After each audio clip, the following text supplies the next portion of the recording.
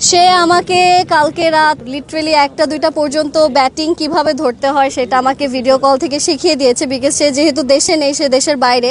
তো একটা পার্টনার যদি ভিডিও কল থেকে হেল্প করতে পারে তাহলে মাঠে থাকলে তো বুঝতেই পারছেন যে কিভাবে সাপোর্ট করতো। আলহামদুলিল্লাহ, প্র্যাকটিসের টাইমে অনেক জায়গাতে আমি আঘাতও পেয়েছি, পায়ে ব্যথা পেয়েছি, হাতে ব্যথা পেয়েছি, আমার ঠোঁট লিটারেলি ফেটে গেছে বল পড়ে। তো সব জায়গা থেকে আসলে এটাই যে যেহেতু এত কষ্ট করেছি, এত ইনজুর্ড হয়েছি, এখন আমাদের দল যদি না জিতে তাহলে কষ্ট তো অবশ্যই পাবো, কিন্তু এটাও মেনে নিয়েছি যে খেলাতে হার জিত থাকবেই। তো may the best team win.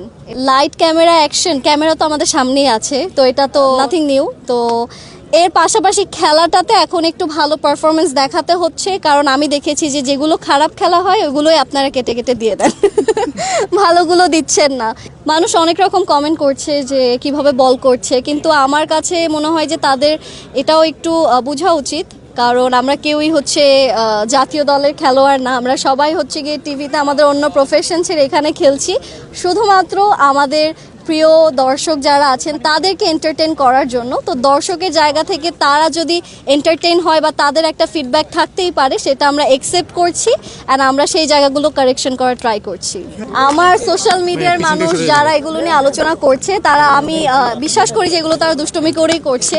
যারা দেখছে এখন ইন্টারভিউতে তারা এতটুকুও জানে যে আমি বাংলাদেশের হয়ে মিস ওয়ার্ল্ডে, যে 71st মিস ওয়ার্ল্ডে বাংলাদেশকে রিপ্রেজেন্ট করে এসেছি, তো তারা এতটুকু জানে যে নীলা কোন দেশের অ্যান্ড কোন দেশের হয়ে কাদেরকে রিপ্রেজেন্ট করতে গিয়েছে। তো যারা হয়তো নতুন তারা হয়তো দুষ্টুমি করছে, ওগুলো আমি সিলিভাবেই নিয়ে নিই।